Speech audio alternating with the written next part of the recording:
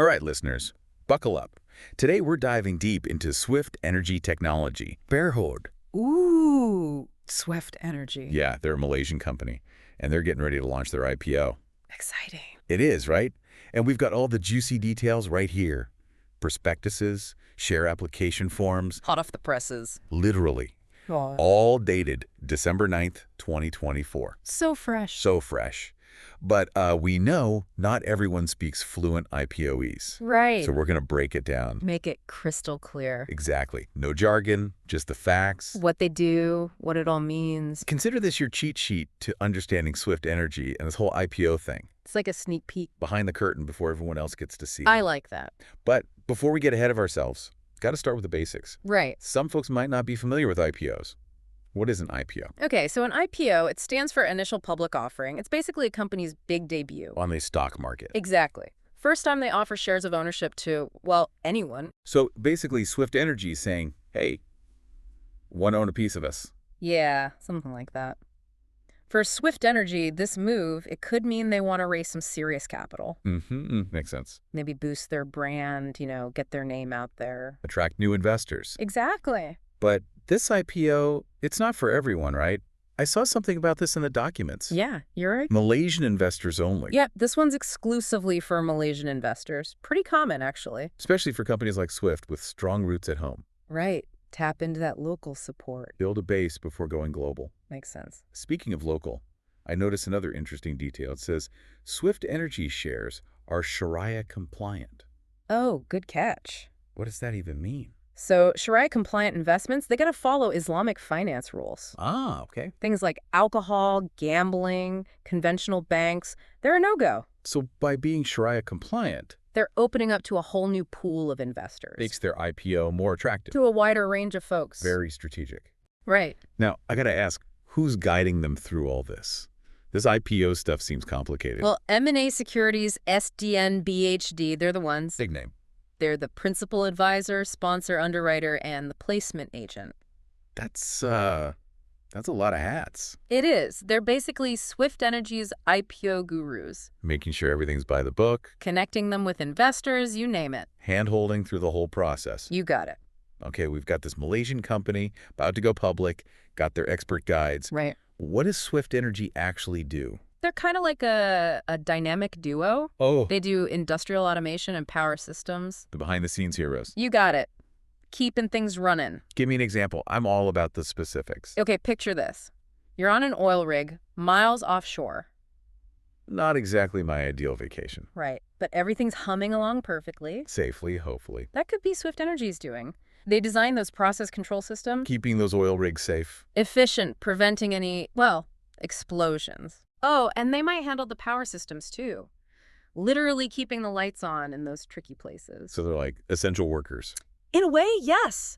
And it's not just oil rigs. They do projects all over. I did see they worked in Indonesia, Ghana, even Papua New Guinea. Not afraid of a challenge. Sounds like it. Yeah. So not just keeping the lights on, but managing complex systems most people never even think about. Exactly. And they've been doing it for a while. They did a project back in 2002 Oh, too? Wow. supplying a process control system to an edible oil manufacturer in China. From Malaysia to China, talk about global reach. Right? They've been quietly building their empire for years. Under the radar. Makes you wonder, what's their secret sauce? What makes them stand out? Why are they so successful? Well, their 23-year track record's a big one. Experience matters. Big time.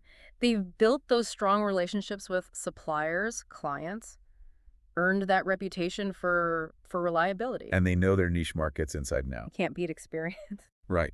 Anything else that sets them apart? What about their work itself? They specialize in something called IE6 and ATEC certified manufacturing. Alphabet soup. Sounds like it, but it's huge in their field. Like a big deal. Massive. It's all about safety, especially in potentially explosive environments. Like those oil rigs we talked about. Exactly. Not many companies can meet those standards. Makes Swift Energy highly sought after in those industries. So it's not just building systems, it's building trust. Peace of mind. Knowing things will work and What? work safely. Couldn't have said it better. They're not just resting on their laurels, though, right? I saw a lot of emphasis on research and development in their prospectus. Oh, yeah. They're all about innovation, always pushing the boundaries. Always evolving. That's Swift Energy. Okay, we've got experience, specialization, a hunger for innovation. Sounds like a solid foundation. Strong foundation. But how do they actually make money?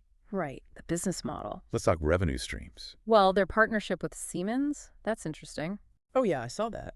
They manufacture power distribution panels under the Siemens Civicon brand. Smart move, leveraging that brand recognition. Right, but they also have their own Swift Energy branded panels, too. Best of both worlds. Building their own Yeah. brand while working with a powerhouse like Siemens. Okay, so how do they reach their customers? Direct sales? Distributors? They do both, direct and indirect channels. Makes them flexible. Reach more customers. Exactly. They can work directly with, say, plant owners for those big custom projects. Like those oil and gas platforms? Right. And then they work with resellers to reach smaller clients. Double the impact. Precisely. But what about the bottom line? Are they actually profitable? Oh, yeah. Their financials look good. Good. How good? Their revenue grew significantly from 2021 to 2023. Well, Major increase. It seems their approach, their expertise, it's paying off. success story in the making. Could be. But before we jump into the nitty-gritty of the IPO, Hold on. we got to remember this isn't just about raising money. It's about sharing ownership. Inviting people to join the ride. Exactly. A chance to be part of Swift Energy's future. Exciting.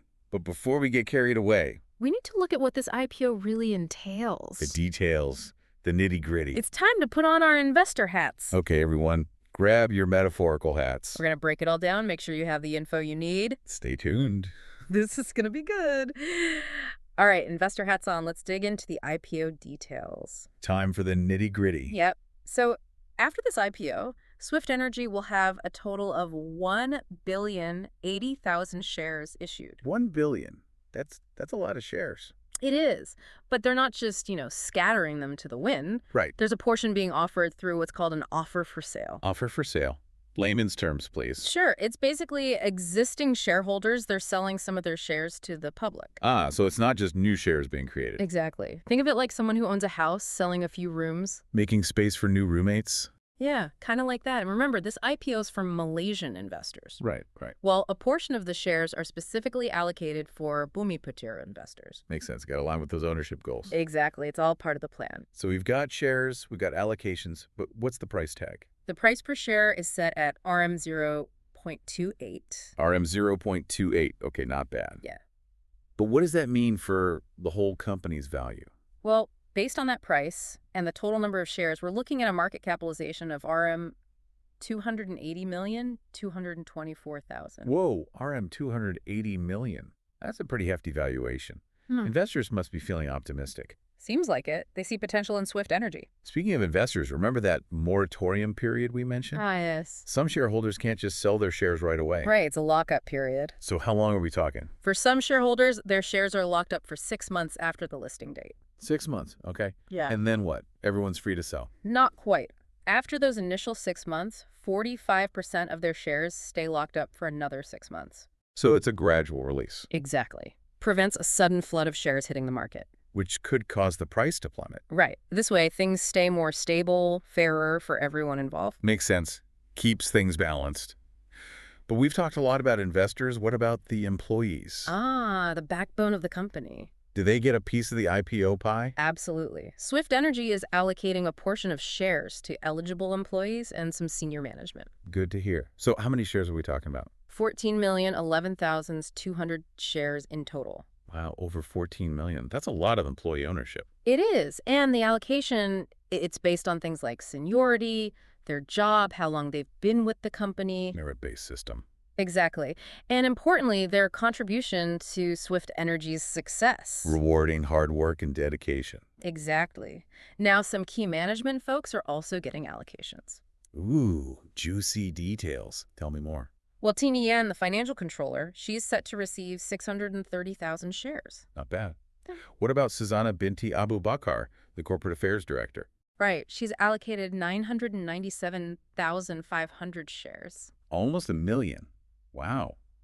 Swift Energy clearly values her contributions. Absolutely. She plays a key role in their success. So we've got share allocation, pricing, those moratorium periods, even employee ownership.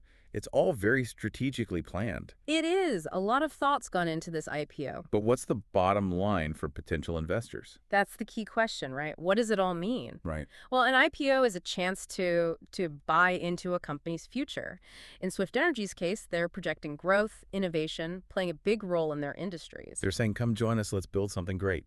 Yeah, something like that. But we got to be realistic, right? There's always risk. Absolutely. Investing always has risks. Mm. Before anyone jumps in, they need to understand the potential downsides. What could go wrong? Exactly. The challenges Swift Energy might face. We got to look at this IPO with a clear head, right? Not just get caught up in the excitement. Right.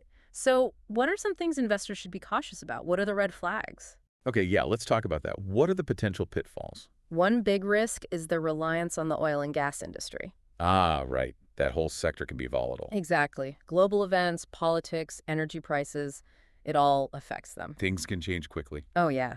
And if demand for oil and gas drops, Even if Swift's exploring renewable energy options. it could still hurt their business. So, got to keep an eye on that. Anything else investors should be wary of? Competition. The industrial automation and power systems market, it's crowded. Lots of companies vying for the same slice of the pie. Right. Swift Energy, they even named a few competitors in Malaysia. Oh, who are they up against? Companies like Kejujuran, Azastra Berhad, Pestec International Berhad, Big players. definitely, and Genetic Technology Berhad. So it's a global competition. It is. They've got to stay ahead of the game. Absolutely. But they do have their specialized expertise. Right, those certifications for hazardous environments. Exactly. That gives them an edge. But they can't get complacent. Got to keep innovating. Right. Constantly evolving, anticipating what clients need. The world's changing fast. It is. And remember, they're not just operating in Malaysia. Global reach, global challenges. Exactly. We talked about permits and licenses earlier. Oh yeah, all that red tape. Every country has different rules, regulations, paperwork. Sounds like a headache. It can be. If they don't manage it well, it can hurt their profits. A hidden cost of doing business globally. You got it. But it seems they're on top of it. They've been doing this for a while. They've learned how to navigate those complexities. Okay, good. So they know the challenges, they're tackling them, but what about their actual performance? Right. Let's look at the financials. The numbers don't lie. Well, their revenue growth is impressive. In 2021, their total revenue was RM 56,115,000. Okay, and By 2023, it jumped to RM 92,426,000. that's what, over 60% growth in just 2 years? It is. And both their segments, industrial automation and power systems, they're both doing well. Not relying on just one thing. Exactly. Their revenue comes from various industries, too. Spread the risk. Right. Oil and gas, grain products, edible oils, food manufacturing, even utilities. Diverse portfolio. Very. And they're not just working in Malaysia. We've established they're global. Right. Revenue from China, Singapore, Indonesia, Thailand, even Ghana, Papua New Guinea, Vietnam. World domination. Well, on their way. But revenue is just one part of the story. Gonna make a profit. Exactly. And Yeah. they are. Tell me. In 2021, their profit after tax was RM 3,581,000. Okay, not bad. By 2023, it more than tripled. RM 11,948,000. Ripple the profit. That's impressive. It is. They're growing and becoming more profitable. Music to an investor's ears. Right. Yeah. We got to remember, no investment is risk-free. We talked about the oil and gas reliance, the competition. Right. What else could trick them up? What are the other potential hiccups? One thing that stands out is their dependence on certain suppliers. Like Siemens. Yeah, they manufacture those Sivacon panels under license from Siemens. Right, smart partnership, but But what if that relationship goes sour? could cause problem. Definitely. It could disrupt their operations, impact revenue, So diversify. Diversify clients, suppliers, everything. spread the risk.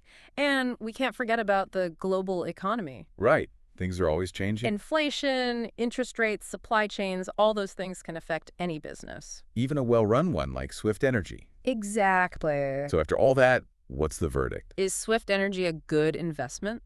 The million-dollar question. Tough one. We've laid out the facts, the good and the bad. Opportunities and risks. Right. The decision is up to each individual investor.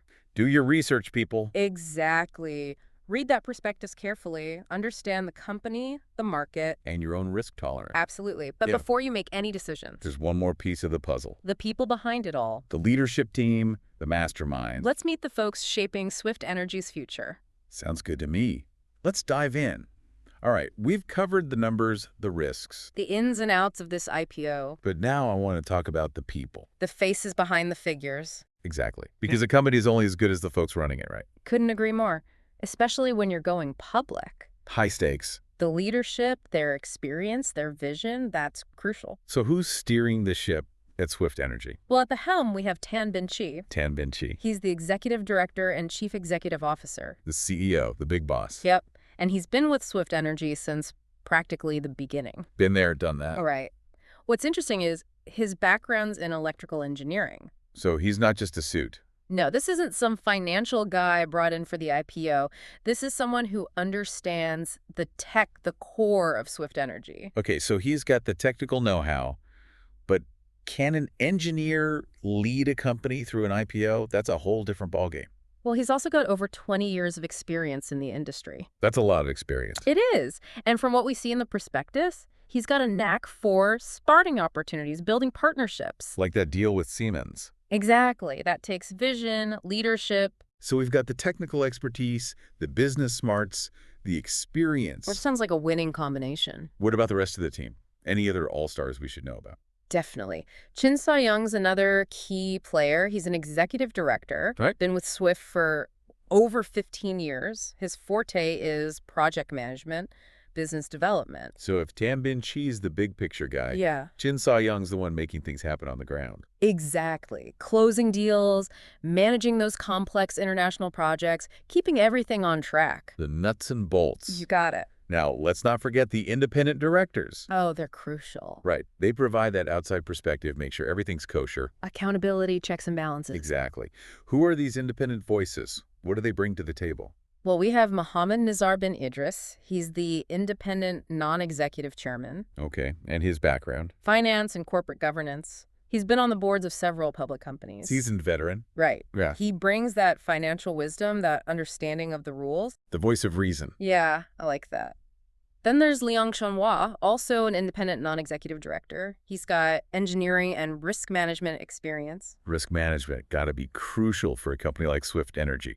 Especially with those hazardous environments they work in. His insights must be valuable. Absolutely. Anyone else? We have Zurul Ain Binti Zulkarnain, independent non-executive director. Okay. And her area of expertise? Legal and regulatory matters. The legal eagle. Yep. Making sure they stay on the right side of the law, especially with those global ambitions. Essential. Okay, so we've got finance, risk management, legal. What's missing? The human touch. Ah, right. Yi Kim Mei, also an independent non-executive director. Her background's in human resources, corporate social responsibility. The people person. Yeah. Making sure Swift Energy treats its employees well, operates ethically. A holistic approach. Exactly. They're thinking about profits, people, the planet. Sounds like they've got a well-rounded leadership team, diverse expertise. They do. But what about the future? What are Swift Energy's big plans? What are they hoping to achieve with this IPO? Well, their prospectus outlines some pretty ambitious goals. Ooh, ambitious. I like it. Spill the beans. What are they aiming for? Well, they're planning a major expansion. Expansion, like what?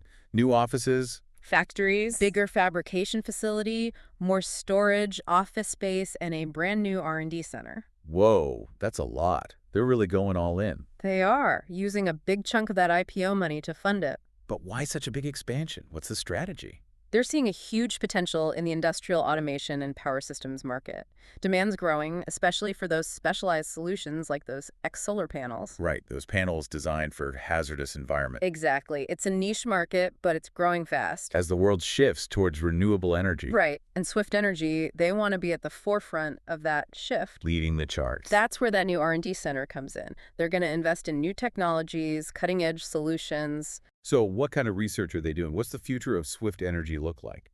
Well, they're looking at new applications for their existing products, developing entirely new solutions. Give me an example. I'm all about the specifics. They're exploring renewable energy solutions, especially for those tough, hazardous environments where traditional solar just won't work. Makes sense. Got to play to their strengths. Right. And they're also looking at integrating AI, machine learning, into their process control systems. AI. So like smart systems that can learn and adapt. Exactly. Making their systems even more efficient, more responsive. That's impressive.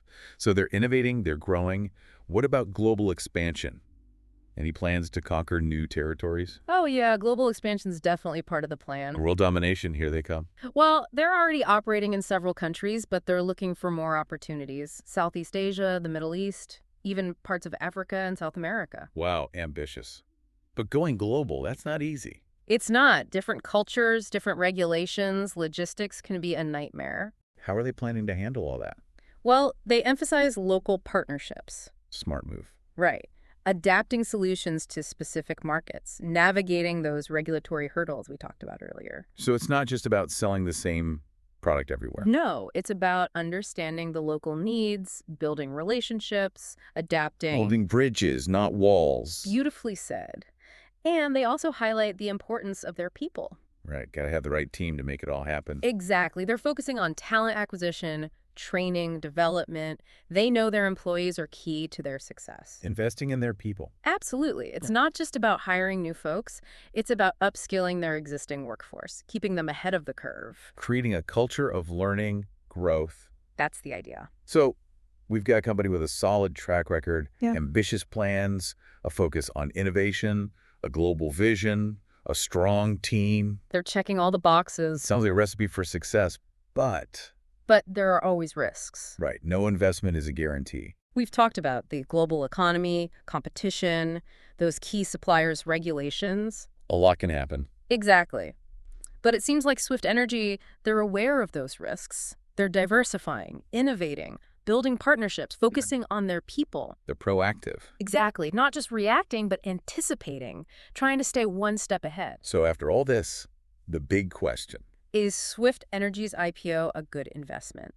Should people buy in? That's for each individual investor to decide. We've given you the information. The insights, the analysis. Now it's up to you to do your research. Read that prospectus. Understand the company, the market, your own risk tolerance. Make an informed decision. Exactly. And remember, the best investments are often those that resonate with you personally. Right, if you're passionate about something, If you believe in what Swift Energy is doing, if you're excited about their vision for the future, then maybe, just maybe. this IPO is for you. Well said. And on that note of possibility and potential, we'll wrap up our deep dive into Swift Energy Technology Berhad. Thanks for joining us. We hope you've enjoyed the journey, learned something new, and that you feel empowered to continue your own exploration. Of Swift Energy and the world of investing. Until next time, happy investing.